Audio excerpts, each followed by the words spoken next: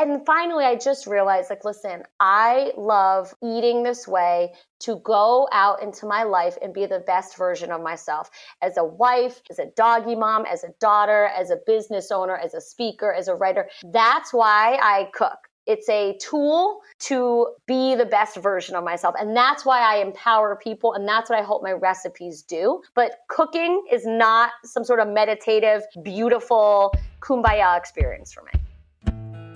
I'm Casey Main, a jaded, hopelessly romantic, health-conscious party girl searching for meaning. And my mission is simple: to make life better. For myself and for you. I believe real change always comes from within, and the Better You podcast was born to discover hidden parts of ourselves and our stories.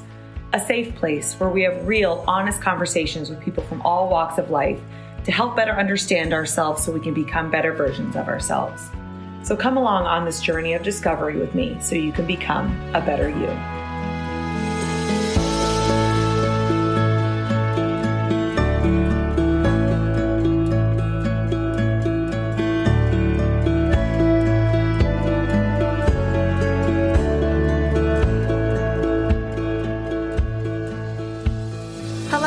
Welcome to another episode of the Better You podcast, where we focus on better understanding our relationship with ourselves. Thank you so much for tuning in. I know that there are a ton of podcasts out there, so I very much appreciate you choosing and taking the time to spend it with me and this podcast. What I love so much about doing this is the variety of conversations I get to have. So last week's episodes ranged from the neuroscience of how we make decisions with Dr. Austin Perlmutter. If you haven't listened to that episode yet, definitely do.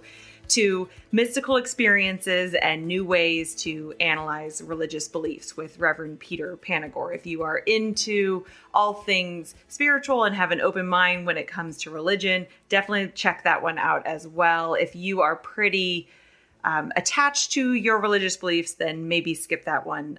It might not necessarily be your jam, and that's totally fine.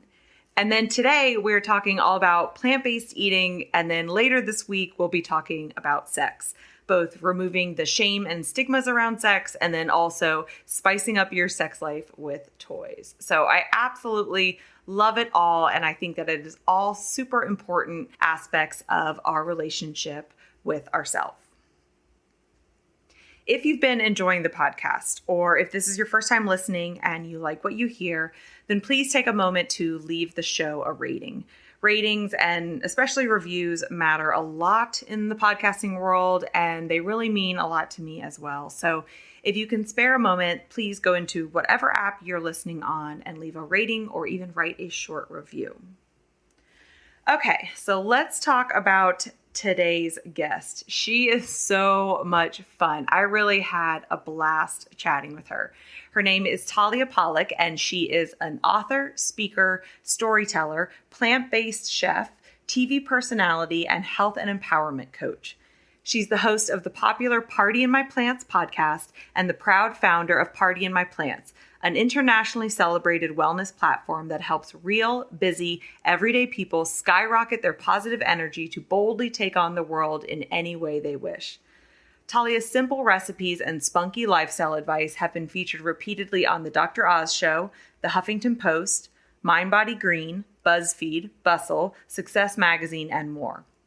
Her first book, Party in Your Plants, 100 plant-based recipes and problem-solving strategies to help you eat healthier without hating your life, will hit kitchen counters and nightstands today. The book drops today. Talia lives in New York with her husband and her Goldendoodle, both of whom love kale and one of whom eats it off the floor.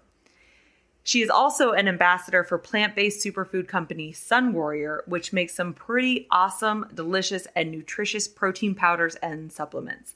Sun Warrior is like the OG in the vegan health food space. And if eating more plant-based is your thing, or it probably will be after listening to this episode, and you haven't tried them yet, definitely check them out at sunwarrior.com.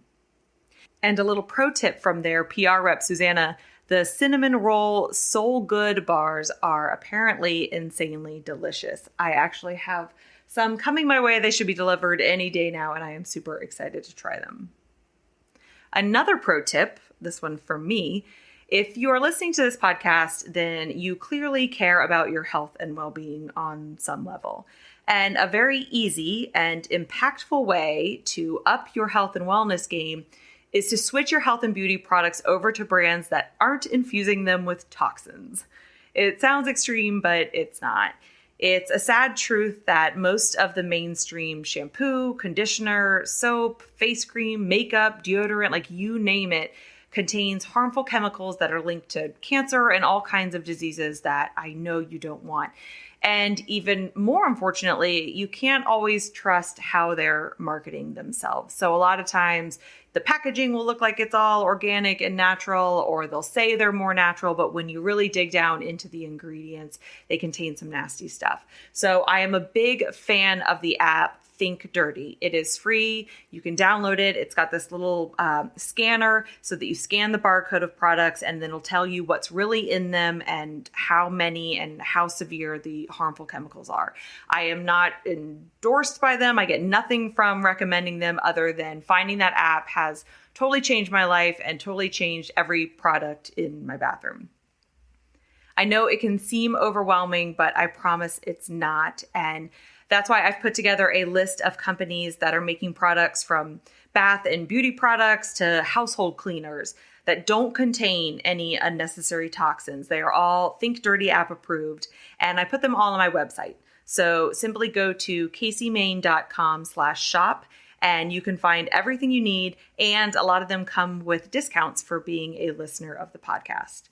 So again, that's caseymain.com/shop, and I will link to that in my show notes. Definitely check it out. Even if you just start with a couple products at once. Like I didn't overhaul my whole bath and beauty routine at once. I kind of started slowly, as I could afford to, or as things ran out, and then I needed to replace them. Instead of replacing them with something that was borderline toxic, I replaced it with something that was much better than me. And so now my whole routine is really pretty clean, and I really recommend that you all do the same.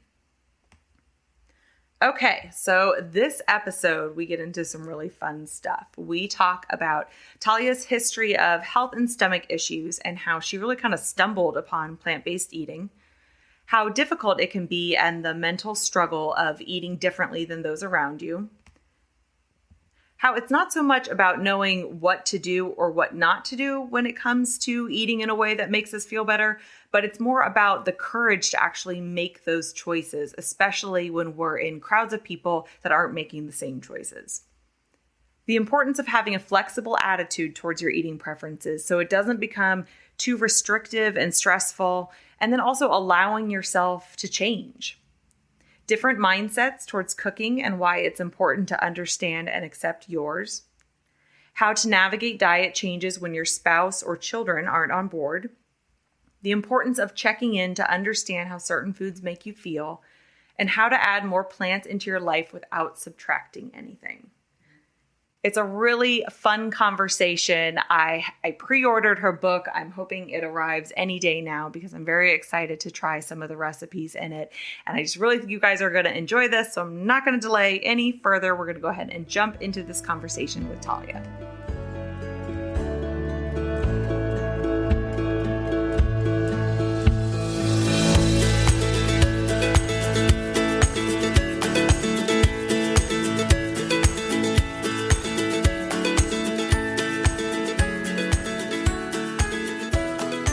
All right, so let's start with kind of your story and your background and how Party in My Plants, which is just the greatest name ever, kind of came to be. Okay. Well, it was a peanut butter and jelly fusing of two of my favorite passions in one sandwich. I, for a really long time, had struggled with my health. I had debilitating digestive issues, which led to a slew of immune compromised issues, and which led to lack of confidence and lots of depression and anxiety. And I was just really not my best self. It was a real struggle to get through a day. I mean, when you have a chronic digestive problems that no doctors could really give me any help on, it's very hard to like be contributing member of society when your stomach hurts every day and you have no solution. So that plagued me for, over 8 years. And through that journey, I sought out multiple gastroenterologists and did all the blood tests, the poop tests, the breath tests, and saw naturopathic doctors and nutritionists and acupuncturists and chiropractors. And the most I could get was you have IBS, which really is like a life sentence. It's like we've ruled out everything else. Your stomach hurts. We don't really know why, and we don't really have a solution. Bye.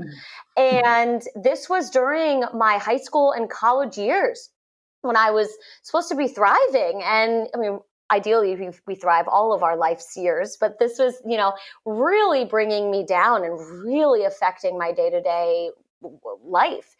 At the same time, probably because I was in a dark place, I was an aspiring comedian. And I found out after going to college for magazine journalism that I actually, instead of reporting on facts and quotes, I just found a love of using words to connect people through shared experiences. And that's what I love about comedy, is that when we laugh at a joke, we're laughing at, I can relate. And it's a way of connecting people. So I was an aspiring comedian dealing with these health issues. I found myself in LA for my junior year, quote unquote, abroad. LA, I'm from America, so it's not a different country, but I am from New York, and it felt like a different world. It might as well be. Yeah. Yes. So I'm in LA and I'm interning for Adam Sandler's production company, Happy Madison. And on my days off, I was like seeking out all of the different amazing wellness modalities that I'd never heard of, like spinning. What? I had never heard of it. Colonics. What is this? All this stuff. And I just kept kind of following the yellow brick road of all these wellness things that, I was hoping, I was just so desperate to find some solution to make me feel better. And after a day at this center where they tested me by touching different parts of my body and saying, oh, you have a parasite here, take this supplement. Oh, you have this, detox this. And I was desperate. So I was checking out with the receptionist at this place to buy all these supplements. And I told her I was hungry. And she suggested I go across the street and get this coconut smoothie at this place. So I go across the street, order the coconut smoothie. They hand it to me and I say, oh, wait, this is so creamy. Like, I can't do dairy. They say, this is vegan. I don't know what vegan is. I take it anyway, drink the smoothie. And for the first time in 8 years, I consumed something that didn't make me feel sick. So wow. I was like, what is this vegan thing? And I would live at Barnes & Noble, basically in the vegan section, transcribing, recipes and notes and learning everything I could. Cause this was before blogs. This was before Instagram, Facebook, podcasts, the whole thing. So I taught myself how to eat plants and became healthier than ever. But because it was so different to eat plants, I went back to college to finish up and all my friends were drinking boxed wine and I'm there making my own almond milk in my dorm. Like it just didn't work. And so I fell into a depression in terms of not fitting into society.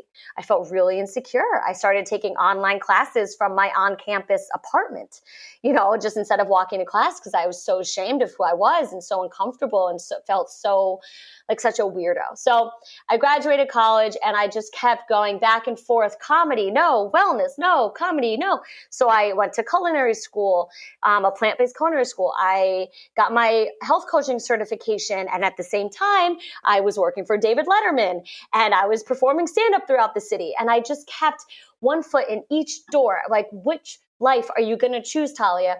And finally, I just realized I can't cut off a limb. I love both of these things. So how can I move forward? And so I created Party in My Plants as a humorous way of, empowering people to take care of their wellness. I love it. I love it on so many levels because I love how you're very honest about like you felt like a weirdo. And while, times have changed a little bit and different eating plans are more accepted, it's still, I don't know, there's something, at least in my own experience, that still feels very uncomfortable if you're out to dinner with people or like, I even have apprehension being like choosing the gluten-free option. Mm. And I think it was because all of those years of being like, oh, like when gluten first became a thing that people talked about, I was like the first person making fun of it. I'm like, I'll add more gluten to mine. Like, this isn't real stuff, like blah, blah, blah.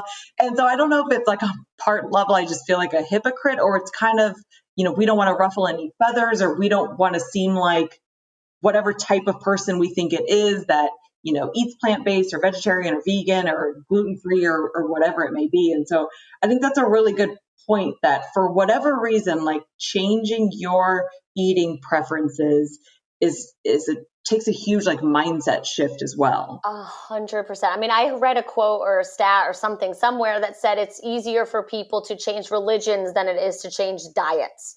Right? Like it is, there is such a million mindset blocks and interpersonal like struggles that come with changing your lifestyle in any way, particularly your diet.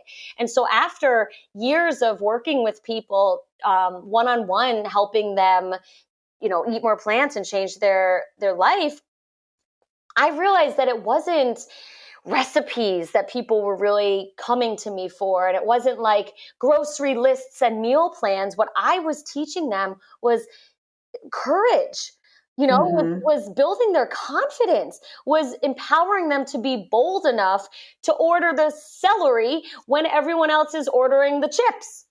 Yes. Like that is it's less that like we need more information on what to eat, what not to eat. It's more that we need to have the self-love and self-confidence to make those choices when faced with people that aren't making those choices.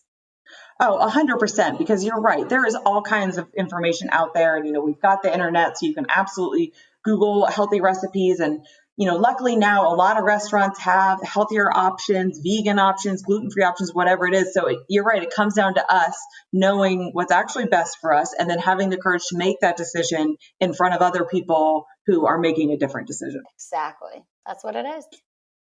Okay, so I'm curious. So you mentioned when you went to get the smoothie, you said you can't do dairy. Were there foods that you were avoiding because you knew they in particular were upsetting your stomach, or was dairy kind of the only one? Was there anything else?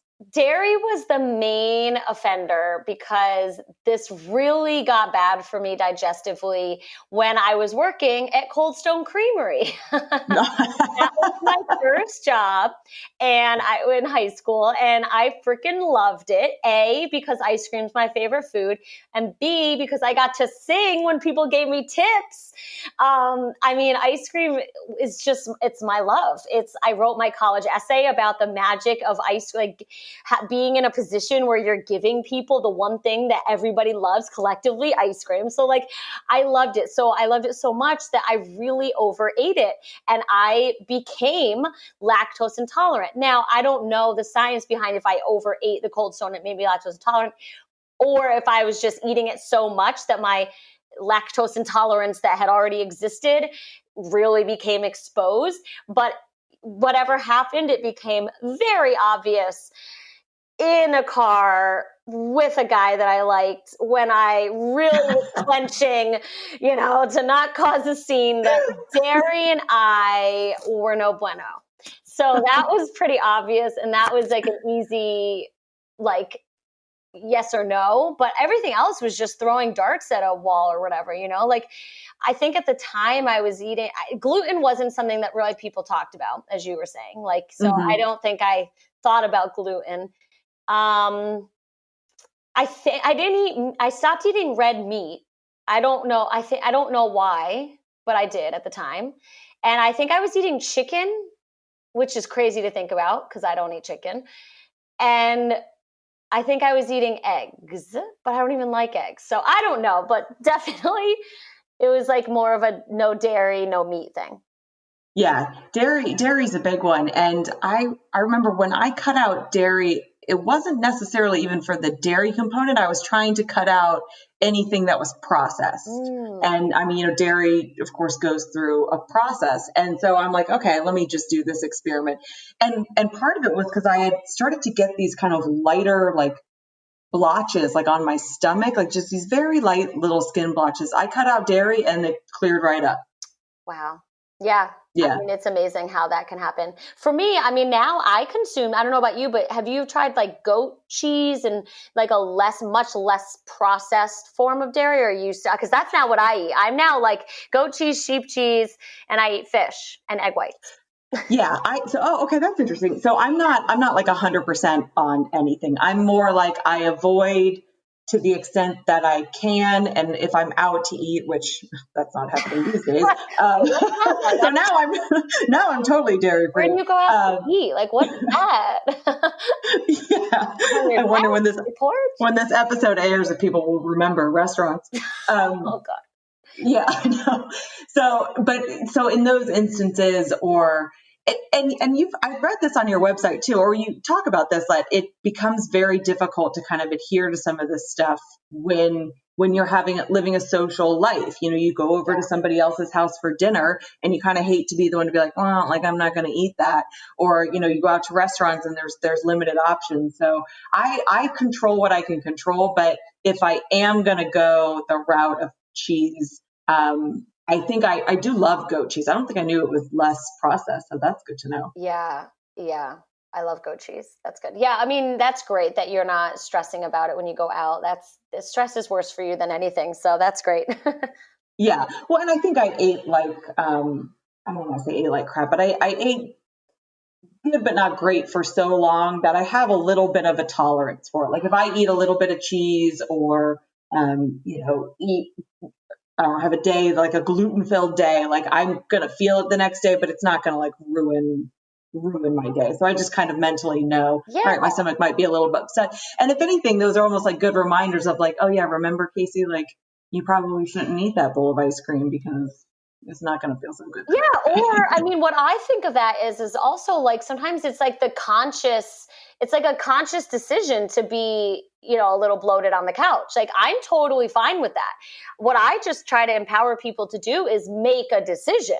So start to learn how different foods make you feel. And so for me, most of the time, I want to feel awesome. I want to feel energetic, and I don't want to be bogged down from what I want to do in my life by my sluggish health. Like I want to feel great.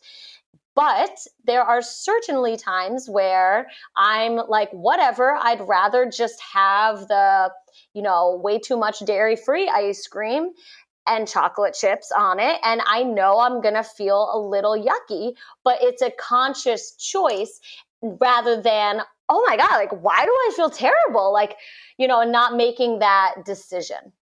Yes, I think that's key. Like knowing that you have options, both with what you eat and then so choosing that consciously, like you said, but also there are options for how you feel. And I think a lot of times people don't understand that they feel bad because they have no reference point of what it feels like to feel good and not sluggish and high energy and not bloated or gassy or anything like that. And it's kind of, that's why like I'm a big fan of when people decide to do what is the Whole30, where it's like you cut everything out and be like, all right, see how you feel now, and then start to slowly introduce foods back in to find out like what are your triggers, because it's different for everybody. Absolutely.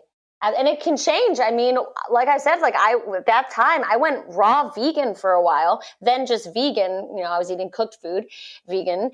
And I thought at the time I couldn't tolerate onions and garlic. So I could barely eat at restaurants because everything has onions and garlic. And I was like, I'm allergic to onions and garlic. And then after a while I was like, well, let's just try this, onion thing again. And I was able to eat it. So it can change also. I mean, years ago, I would never have conceived of eating fish, and now I do. So I think also giving yourself permission to change and also encouraging yourself to check in on how certain foods make you feel is really the name of the game here. Oh, absolutely. I love that. Yes, it's awareness. It's like mind-body awareness, which is a big lesson in all of life.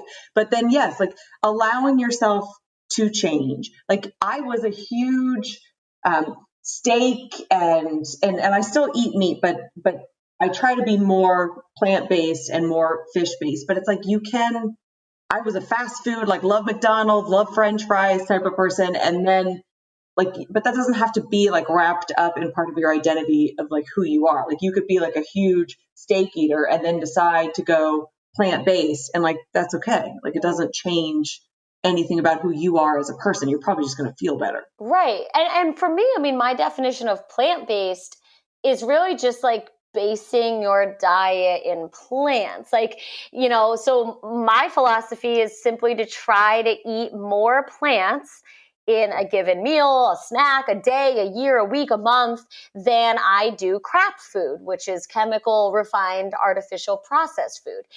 And then on the outskirts of that are the meats and the nuts and the legumes and the grains and the dairy. Like those things I think are very personal based on how it makes your body feel. But really the whole philosophy I have behind plant-based is just basing your diet in plants and making your own personal choices on the other stuff.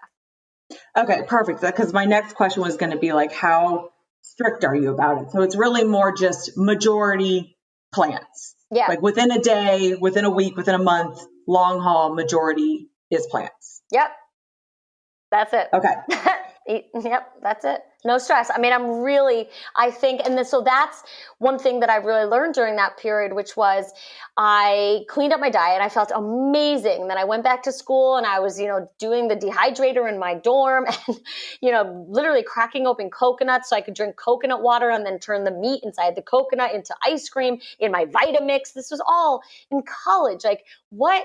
And I started to lose the health benefits of what this diet had done to me. I started to feel sick again.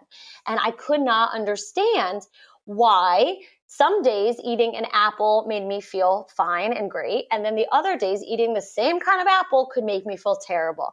And it dawned on me that what changed was not the apple. What changed was my state of mind when consuming the apple. And that really illuminated to me just how much of a role stress plays in our ability to digest and assimilate food and in our ability to just feel well in general. So after a while, like my healthy ways were kind of,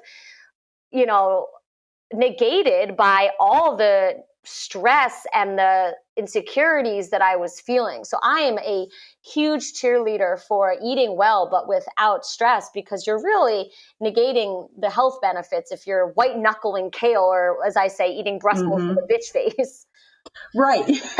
Because that's not sustainable. And then you run the risk of getting into this negative spiral of you're stressed. And so then you start stress eating. And so then you're eating bad food. And then the bad food is making you even more stressed. And then it just like you're spiraling downward. Yep. No one wants that. No. Okay. So were you into cooking prior to all of this? Like, had that been an interest of yours, or was it more this kind of need and push to find ways to eat plant-based before it was really a thing that kind of pushed you into the cooking direction? I love this question so much. Nobody has ever asked me this question, and I so deeply appreciate it, because everyone assumes that I just love cooking. And I've been feeling a lot of pressure with this book coming out that is technically a cookbook with 100 recipes. I've been feeling a ton of pressure to have to really identify as a chef. A lot of times in the intros of books, or not books, podcast interviews or whatever, like Talia Pollock, plant-based chef and blah, blah, blah, blah. And I always feel this like in my body with the chef thing. Now, the truth is that I did go to culinary school, but the reason I did that was exactly what you predicted, which was out of necessity. So when I went vegan, I actually was dating a guy who was in culinary school. Totally coincidental. Like he just had a passion for cooking. And so I was living with a chef. So I would give him all these new recipes that I was finding and say, here, please make, and he would make them. Then he dumped me because he was pretending to be a vegan, even though he didn't want to be a vegan, and I was being a food police, and he was too afraid to stand up for himself. And so he one day sat me down and said, I've been sneaking cheeseburgers behind your back, and which was literal and also a metaphor for the not goodness that was our relationship. And we broke up. And so now I had finished college. I was home. I had no idea what I was going to do with my life at that point, and I couldn't even cook for myself because I grew up like baking with my mom, where I love baking, but never cooking at all. She cooks, but it just wasn't like a thing. Mm-hmm. And she makes very simple but good meals, like a chili, or like we'd eat vegetables growing up, but like broccoli would be like with Velveeta on top of it in order to. Yeah. Oh, yeah. Like she'd always cook dinners. We'd get a lot of rotisserie chickens and then with like the side of broccoli and Velveeta. So it was always cooked food, but I didn't participate. So anyway, he dumps me. I'm just like done with school, moved home, not sure what to do with my life, couldn't cook for myself. So I thought, well, a lot of my friends are going to grad school. What if I did grad school as culinary school? So I enrolled in this health supportive plant-based culinary school in New York City, which also allowed me to pursue my passion of comedy. But I found in culinary school that like everyone in my class, which is only like 12 people each time, that's how many they really put through the program, they were all like artists. Like a lot of them had been jewelry makers, or painters or illustrators or photographers. They were all artists, with the exception of one guy who was a former NBA player for the Knicks, who had also discovered plant-based eating to support his, fitness. Mm-hmm. Athleticism. So he was in the same boat as me, where we were learning to cook to like take care of ourselves. But it really seemed like everyone around us, it was an artistic expression for them. Not so much for me at all. And then as food became more wildly available, like now you can go and buy spiralized everything at most grocery stores. If you can go to a grocery store, or almond milk. I used to have to make my own almond milk or dairy-free ice cream. There's now more than you can even imagine in grocery stores, like everywhere. So as that became more easily accessible, I found myself like really kind of with this inner conflict of like, I don't really love spending so much time in the kitchen, and I don't have to as much. But Talia, you're a chef. You have a cookbook. But and finally I just realized, like, listen, I love eating this way to go out into my life and be the best version of myself as a wife, as a doggy mom, as a daughter, as a business owner, as a speaker, as a writer. That's why I cook. It's a tool to be the best version of myself. And that's why I empower people. And that's what I hope my recipes do. But cooking is not some sort of meditative, beautiful kumbaya experience for me. Oh God, that gives me just so much hope, because I honestly have been feeling probably for the past year or so, like I'm missing some kind of, and I don't want to say female gene because you can get into the whole stereotypes and whatever, but it's just more, I wish I liked to cook, and I don't, and I never really have. And I grew up, my mother cooked all meals and my sister got more into it and helped than I did. But I found myself recently starting to explore a little more, because we do, and luckily my boyfriend and I are on the same page when it comes to how we want to eat. I do want to get your thoughts on what people should do when they're not on the same page.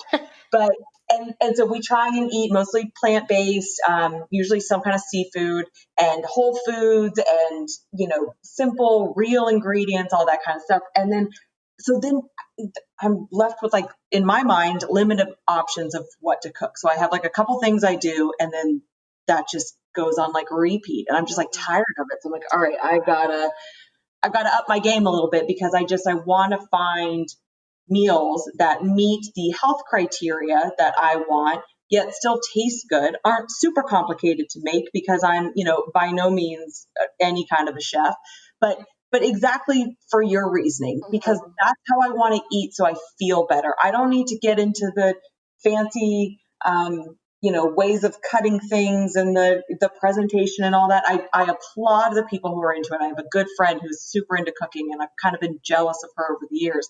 I'm not. For me, it is a necessary part of an overall health and wellness plan. Preach. I'm with you. I'm high-fiving you. We're holding hands and we're going to a restaurant. Yes, I 100% am with you on all of that. I think that, no, not to plug my book, but it's a perfect book for you because it has all my recipes are, first of all, the book are the only recipes I make. I rarely make anything not in that book, which is just so funny because after I finished writing it, I would just go to my old emails in which I sent my recipes to my recipe testing people, and I would just pull them up and cook dinner. Those are the only recipes that I make, and they're all a lot of them are pastas made with banza pasta, chickpea pasta with a really planty sauce. I'm huge on sauces because you can save. I'm huge on leftovers because if I'm getting my butt in the kitchen, then I'm going to make enough for many days. Cause I for sure, I want lunch the next day. Yeah, I definitely want lunch the next day. I'm having lunch next month. No, but I make so much every time I make anything because if I'm in good Lord, I'm in the kitchen, let's make the best of it. So a lot of my recipes are sauces that you can, put on something and then put on something else the next day, banza pasta one night, zoodles the next night, sweet potato the next night or whatever. So yes, I think that accepting this, at least for me, and it sounds like for you, it's a really kind thing to do to ourselves rather than feel guilt that we're not female enough or whatever to be, that we don't love cooking. I just think some people love it. I'm dear friends with the head chef of ABCV, which is one of the world's most popular plant restaurants. It's definitely New York City's, and it's very renowned.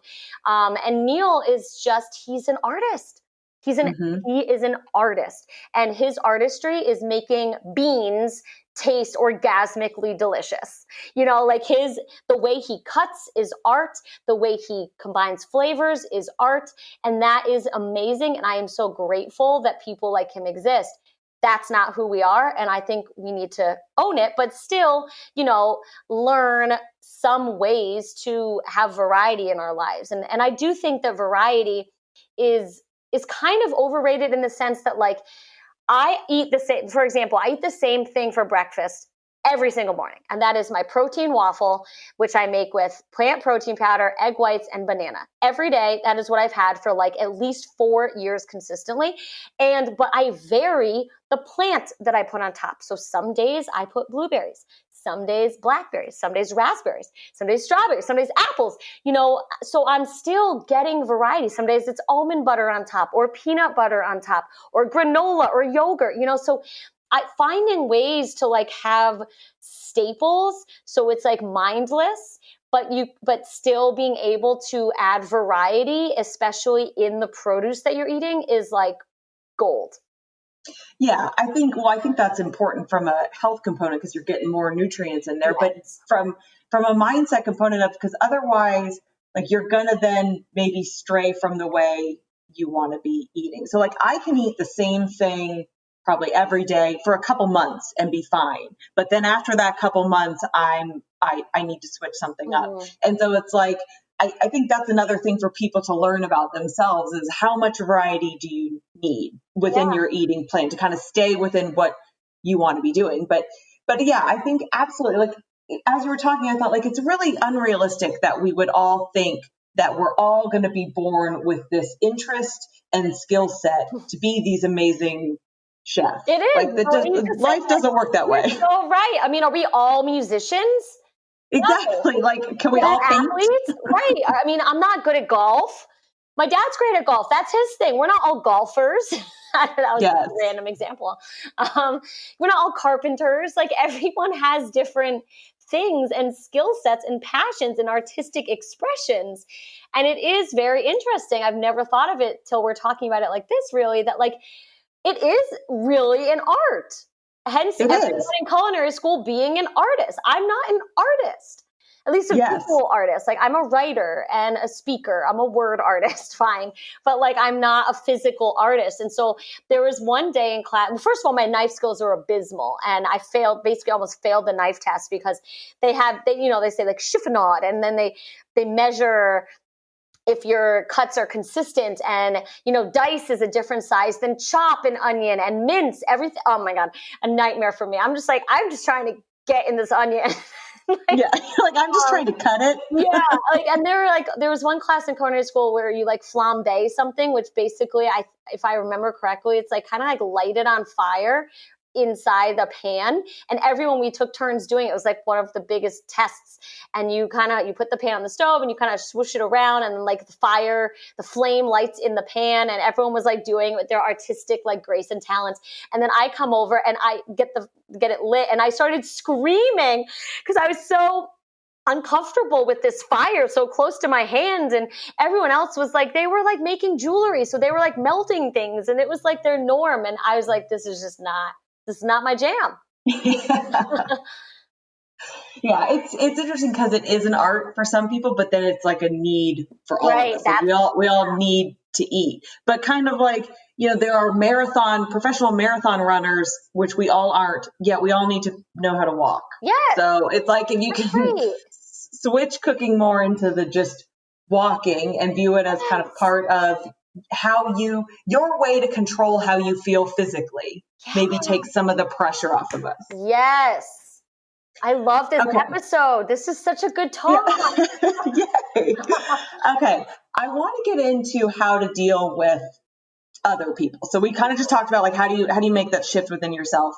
Now dealing with other people. So, let's start with probably the biggest one, which is if you live with somebody. So you have a spouse, partner, children, and they're not on board with moving to a more plant-based, healthier diet.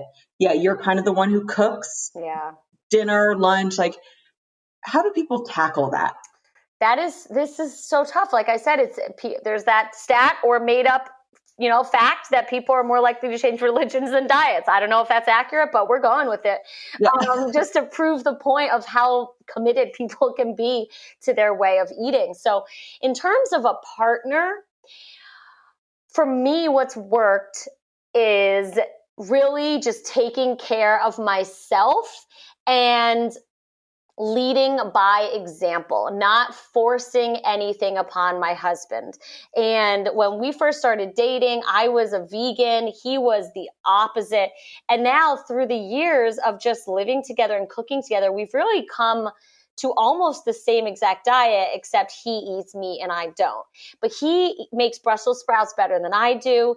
He cooks all these plants. And it was because of my consistent showing up, making this food, always making enough that he could eat it too, but not forcing it upon him.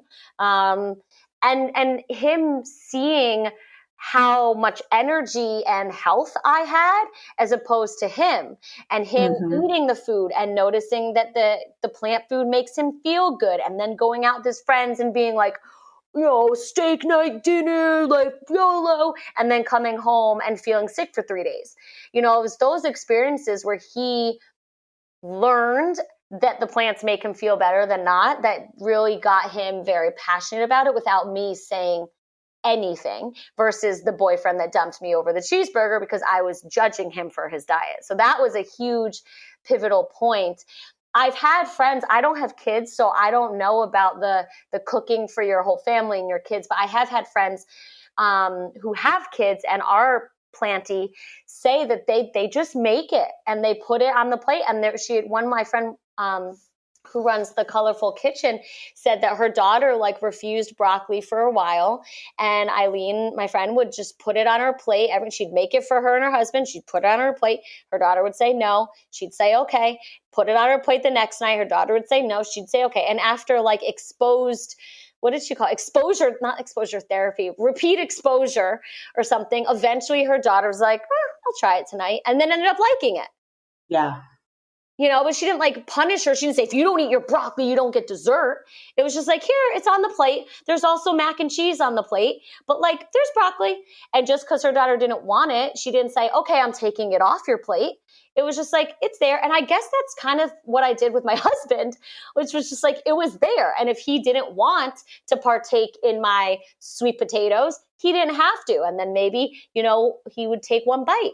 Or he'd go into the fridge late at night and there's nothing else in there except for like leftover sweet potato fries. And he'd try it and he'd actually like it, Yeah, I love that answer on so many levels because first of all, we can't force people because if you turn it around, like we don't want to be forced to do anything. Right. And like we have to allow people to make their own decisions and make their own changes like on their own terms, because if you force them and they go for it, that just builds resentment, like, and it's not going to be a good thing. But then like, I love how you said you just continue to show up, and then he saw kind of your energy levels and your mood like that. I mean, especially with a significant other, if you are consistent, so like, because if you make a change, they might initially think, okay, we'll see how long this lasts. But you're like consistent about it. And then if you change yourself and it's for the better, like other people will notice that. And like, they're going to want a piece of that. So then maybe they will be like, oh, all right, let me try this whole plant-based thing. And then if they do feel better, there's no denying results, like really actually felt results. Exactly. Yeah. I mean, that's happened with everyone in my family. My uncle was one of the one of the people most uncomfortable when I switched my diet because he's from Pittsburgh, and going to Steeler tailgates is like very important to our family culture. And I would show up at our tailgates with like, I would ask to stop at Whole Foods on the way and get kombucha as my drink mixer. I would make my own vegan nacho cheese and, serve nachos at the tailgate with my vegan stuff. And he made such a huff about it. He made me feel really insecure. He would roll his eyes, make comments. And after a while of me just owning it, showing up, and, and seeing other people like, can I have a sip of kombucha? What is kombucha? Oh my God, this is so good. Can I have more? Like he would witness that. And finally he softened completely and jumped on the plant bandwagon, so you just have to own it. And that goes back to what we said in the beginning about like, a lot of this is not recipes, it's confidence.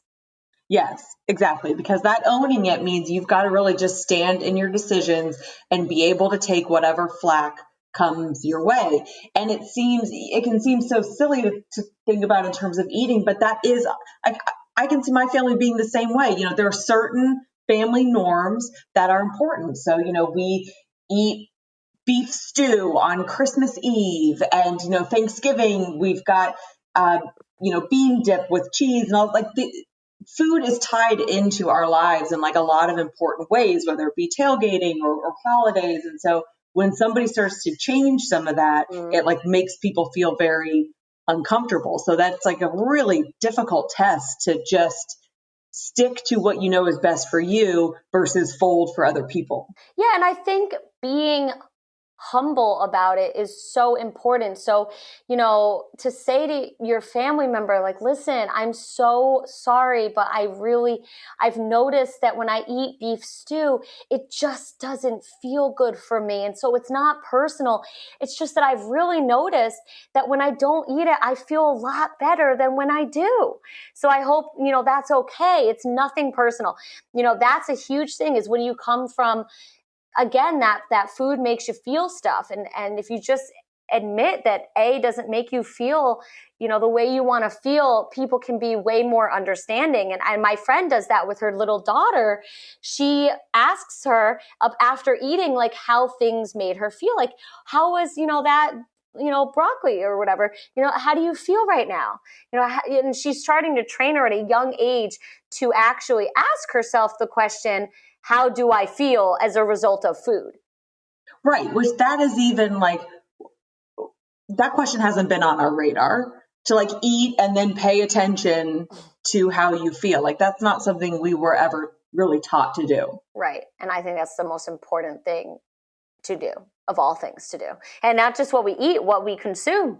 That's funny. Like with our eyes, with our ears, oh gosh, how we move our bodies, who we hang out with. I mean, if you start to notice how you feel when you text somebody, you can really make a lot of life-giving decisions based on noticing how things make you feel. I mean, there's whole bodies of work around feng shui and how different mirrors and plants make you feel. I mean, everything gives us feelings, and we have to give ourselves the opportunity to notice those things. That's how you really make an awesome life for yourself.